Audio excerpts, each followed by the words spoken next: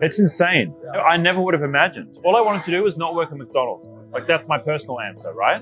Yeah, like, I don't think I had ambitions to build a capitalist organization at that point. Like, I didn't want to build some structure of a business. And then later on, I was like, oh yeah, it'd be nice to like buy Ferraris and have lots of money. And I think like a late teen version of myself wanted to have like hundreds of employees and some fucking empire because my ego wanted that, right? But then I learned, oh, okay, that doesn't really matter. And in my early 20s, I learned that the hustle and the energy that I built the business with probably wasn't the best to have in the driver's seat as my number one driver anymore. It's just like I learned which wounds were driving my energy from my upbringing and my parents and childhood and yada yada, right? And I took them out of the driver's seat. And then in my late 20s, I learned money isn't everything because I had all the fucking money that I needed, right? And it's not like I was unhappy, I was pretty happy, but I realized that once I hit a certain threshold, I didn't get happier, which has been said a million times by a million people. But like rewinding back to that, to the 15-year-old Peter who was like backpack on, walking from house to house, like putting flyers in people's letterboxes. I found an ad in the local newspaper in my photos archive a couple of days ago. This is fucking insane. This is insane. It's a whole business. It's a whole community of people, of humans here who have their own diverse interests and their own diverse gifts that they bring to being in this business. Yeah, it's a pinch myself moment. And the real weird thing is because we all work remotely, these people are faces on a screen for most of the year. And it's not until we all get together in one room, it's like, oh, whoa, holy fucking shit. We're a big company. It's real. Yeah. And Scott and I were saying that to each other last night. Shit, we created this thing and it's a huge thing. And then when I sit down with someone and I hear about their job role and what they do all day long and what they're striving towards and what their superpower is and what their unique gifts are that they bring to the role, it's kind of like, it's mind bending to think 50 people here and each one of them spends 8 whole hours or 6 whole hours being engaged in something to make this whole machine work. It's just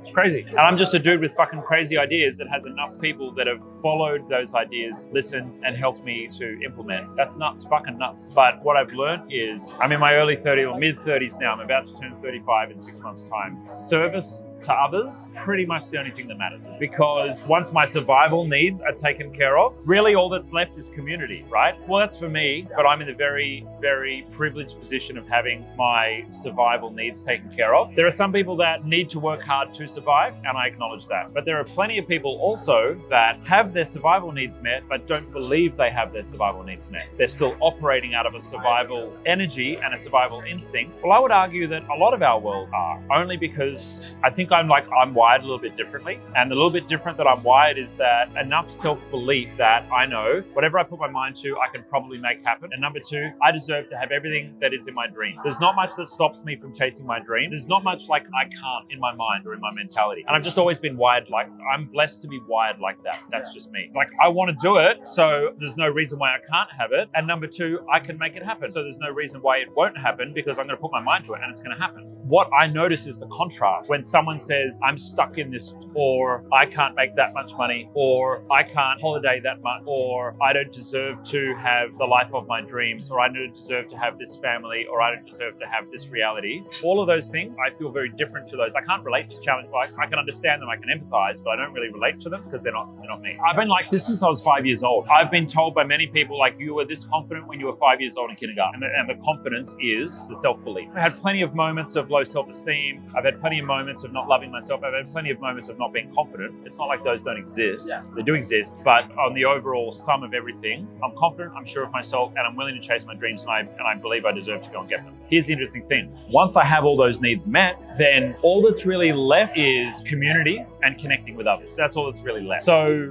I don't expect many people in life are going to get to the point where all their bills are taken care of forever, because it's a very, very unique thing to build enough passive income at a young age to not have to worry about bills forever. It's a very unique thing. But everyone has the opportunity to feel the resonance of, I don't have to be in survival right now. Because actual survival is, I don't have enough to eat or I don't have enough shelter. That's actual survival. If you have a fucking iPhone in your pocket, you're not in survival. But most people still think they are, and energetically they still behave like they are. So I don't know what the solution is to all of that. Maybe I can help with that with what we're sharing online. But I think, well, I know from my experience that there is a very pleasant and abundant life to live from that place, because I get to put my energy into connection, service, contribution, and participating with others, participating with humanity, rather than I need to survive is very just me. It's very closed energy. I get to experience this expansiveness of community, being around all these people. It's like, cool, I don't need any more money, but I can still keep showing up here and helping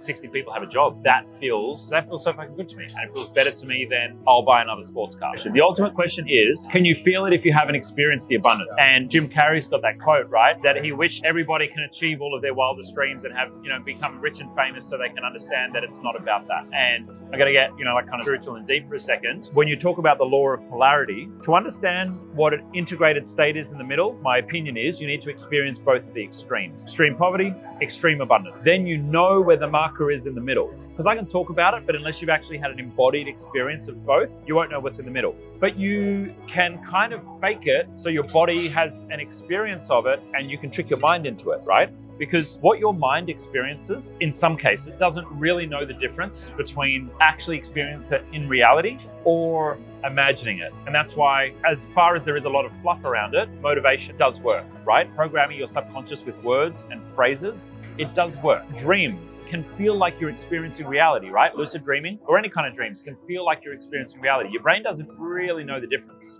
So whatever technique it is, hypnosis, meditation, NLP, visualization, waking up in the morning and looking in the mirror and going, oh, you're beautiful, I love you. Like whatever the technique is, that matters less, but you can experience each side of that polarity, and that might get you closer to being able to like live in the abundant state, the comfortable state, the non-survival state. It can be there. And one of the things that we do, me and our friend Tyron did was we went down to the shops and we went to a luxury watch place and we put on some $50,000 watches on his wrist, and he got to feel what it felt like to shop for a $50,000 watch. It felt as uncomfortable as fuck for him. But you do that, and the next time we went, it felt a little bit more comfortable. And then the next time you go, it feels a little bit more comfortable. And, like John DeMartini did, you put $10,000 in cash in your pocket, and you walk around the shopping center and you can buy anything you want, but you don't. And so you get the feeling of abundance, but restraint at the same time. They're little tricks you can play. It's never going to be the same as actually having $100,000 cash sitting on your table or sitting in your bank account, but it might get you closer. There you go.